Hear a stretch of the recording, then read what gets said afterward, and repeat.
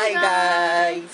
So ngayong araw nga po pala guys kami ay mag-practice and with Kasain. Yes guys. So ang gagawin namin guys is mag-acting kami. And ang kasama ko pala I see. Kuya Ren and me, Julia. So ngayong araw nga po pala guys, gagawin namin ang acting ng mental health awareness. So alam niyo ba yun guys? Yun naman yata yun kasi nag-aaral kayo eh. Hindi na namin na-explain sa inyo yan. Kaya wala nang paligoy-ligoy pa. Ano? Tara! Okay, class. Sumupo na kayo at nanasnag ako. Okay po, ma'am. Okay, Zach. May sasabihin ako sa'yo. Ano po yun, ma'am? Zach, baksa ka sa lahat ng subject. Ipapatawag ko magulang mo.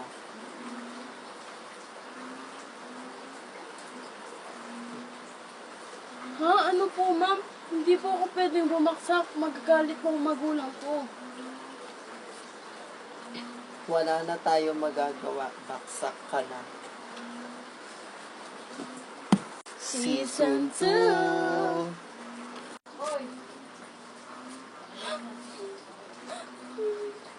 Oh, Zach, bakit umiyak? Ate! Hoy! Ate! Ate! Baksak ako. Baka pagalitan ako ng magulang natin. Ha? Ano? Bakit tinuturuan naman kita ah? Bakit naging ganito ang grade mo? Tinuntunan ko naman ang pagtuturo ko sa'yo. Tumaas ang grade mo. Season 3. Be, bakit ka umiiyak?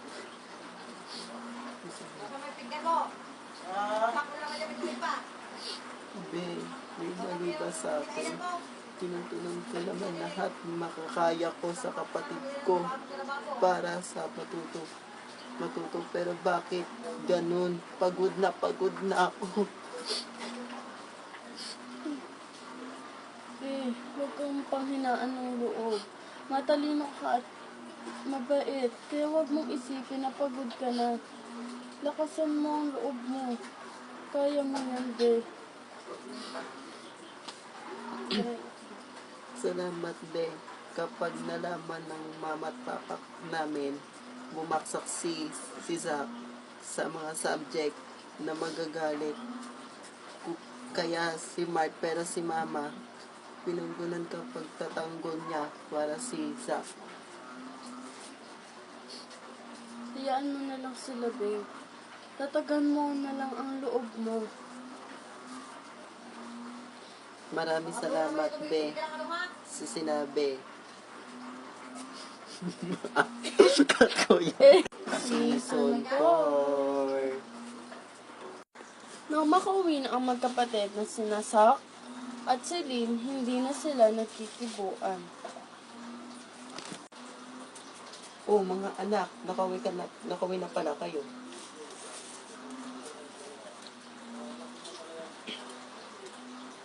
O tila hindi kayo nagkikibuan. Ano bang meron sa inyong dalawa?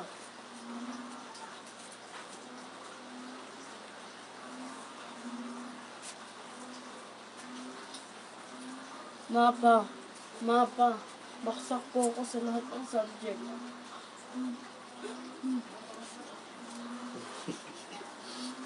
Ano? Paano nangyari yun? Hindi ka pwedeng bumaksak.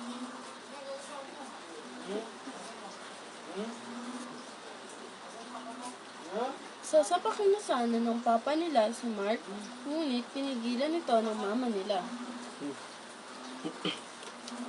Mahal, tama na yan. Mahal, sobra na tong bata na ito. Huwag mong sabihin kinakampihan mo to. Hindi naman sa ganun, mahal.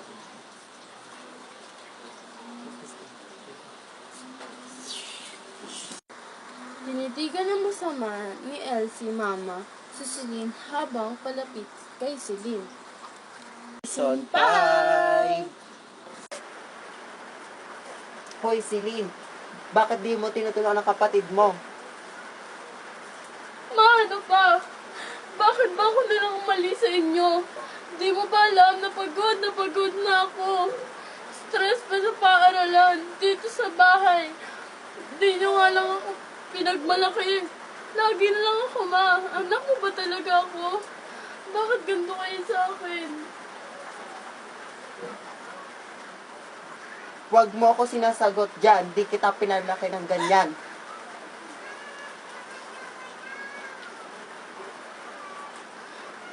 Diba hindi nyo naman ako tinuring na anak? Kaya nagkakaganto ako na dahil sa inyo. Stress na ako sa pag-aaral, pati dito sa bahay. Pagod na ako. Tumigil ka na, Elsie. Imbis na si Sak ang pagalitan mo. Si Celine pa ang pinagalitan mo. Ikaw naman, Sak. Ang dahil sa'yo, nagkakaganto ang ate mo. Ako pa, bakit?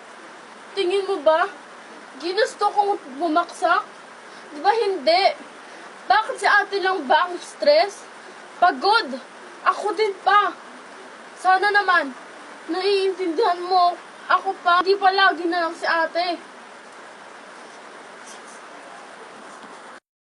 Season 6. Nang sila ay papasok na, biglang lumapit sila Ben at Claire. Palapit sila kay Celine. At nag-usap-usap sila.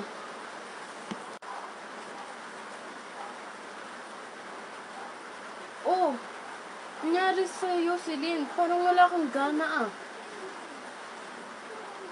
Nagtalo na naman kasi kami ng pamilya ko.